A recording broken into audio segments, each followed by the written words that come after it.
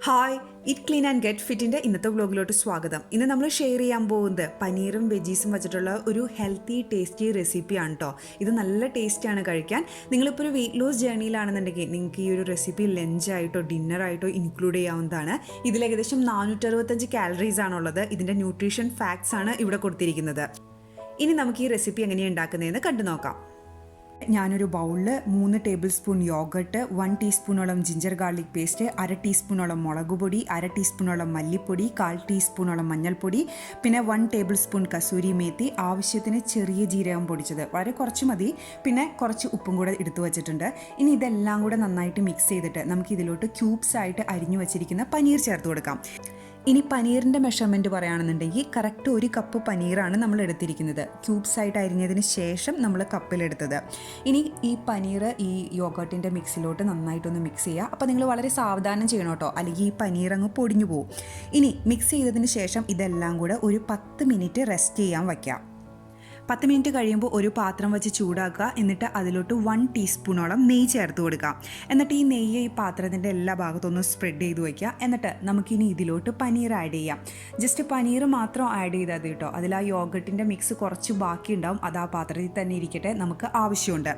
ഇനി ഈ പനീർ ആഡ് ചെയ്തതിന് ശേഷം നമുക്ക് ലോ ഫ്ലെയിമിൽ വേണം ഇത് കുക്ക് ചെയ്തെടുക്കാൻ. ഇതിൻ്റെ എല്ലാ സൈഡും ഒരു ഗോൾഡൻ ബ്രൗൺ ആയി കിട്ടത്തക്ക രീതിയിൽ നിങ്ങൾ അങ്ങോട്ടും ഇങ്ങോട്ടൊക്കെ മറച്ചിട്ട് കൊടുത്ത് അത് നന്നായിട്ട് കുക്ക് ചെയ്തെടുക്കുക. അതിന് അത്ര സമയമൊന്നും വേണ്ട, ഒരു 2-3 മിനിറ്റിലൊക്കെ നമുക്ക് റെഡി ആയിട്ട് കിട്ടും.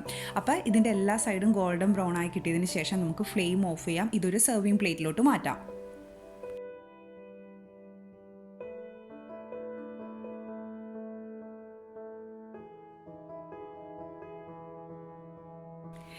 ഇനി നമ്മൾ പനീർ മിക്സ് ചെയ്ത ആ പാത്രത്തിൽ കുറച്ച് യോഗട്ടും കുറച്ച് മസാല എന്തായാലും ബാക്കി ഉണ്ടാവുമല്ലോ, അതിലോട്ട് ഒരു മീഡിയം സൈസ് ക്യാപ്സിക്കം, ഒരു 1/4 ഭാഗം സവോളയും നല്ല വലിയ പീസസ് ആയിട്ടായിരുന്നു അതൊന്ന് മിക്സ് ചെയ്ത് കൊടുക്കുക. ഞാനത് വീഡിയോ പിടിച്ചപ്പോൾ പോയി, പക്ഷേ നിങ്ങൾ ജസ്റ്റ് അതൊന്ന് മിക്സ് ചെയ്ത് കൊടുത്താൽ മാത്രം മതി.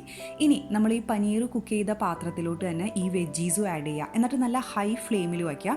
ഇനി ഇതിലോട്ട് ഓയിലൊന്നും ചേർക്കണ്ട കേട്ടോ. ഹൈ ഫ്ലെയിമിൽ വെച്ചിട്ട് ഒരു 1-2 മിനിറ്റ് മാക്സിമം കുക്ക് ചെയ്താൽ മതി. മൂടിയൊന്നും വയ്ക്കണ്ട.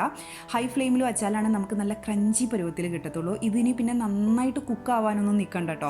ജസ്റ്റ് ഒന്ന് അതിൽ ചൂട് കയറിയിട്ട് ആ ഒരു ക്രഞ്ചി പരുവത്തിൽ തന്നെ കിട്ടണം. അപ്പോൾ ഒരു 1.5-2 മിനിറ്റ് കഴിയുമ്പോഴത്തേക്കും നമുക്ക് ഇതിൻ്റെ ഫ്ലെയിം ഓഫ് ചെയ്യാം. എന്നിട്ട് ഇത് സെർവിങ് പ്ലേറ്റിലോട്ട് നമുക്ക് മാറ്റാം. ഇത് നല്ല ടേസ്റ്റാണ്, ഇത് നല്ല ഫില്ലിങ്ങും ആണ്. കാരണം ഈ പനീർ നല്ല ഫില്ലിംഗ് ആണ്. നമ്മളിപ്പോൾ ഏകദേശം 1 കപ്പോളം എടുത്തിട്ടുണ്ട്. അതുകൊണ്ട് തന്നെ ഇത് നമുക്ക് പെട്ടെന്ന് വയറ് നിറയുകയും ചെയ്യും. നമ്മളിതിൽ ആവശ്യത്തിന് വെജീസും ചേർത്തിട്ടുണ്ട്. അപ്പോൾ നിങ്ങളെല്ലാവരും ഈ റെസിപ്പി ട്രൈ ചെയ്ത് നോക്കുക. നിങ്ങളുടെ കമൻസും ഫീഡ്ബാക്കും ഒക്കെ അറിയിക്കുക. Thank you for watching me. By.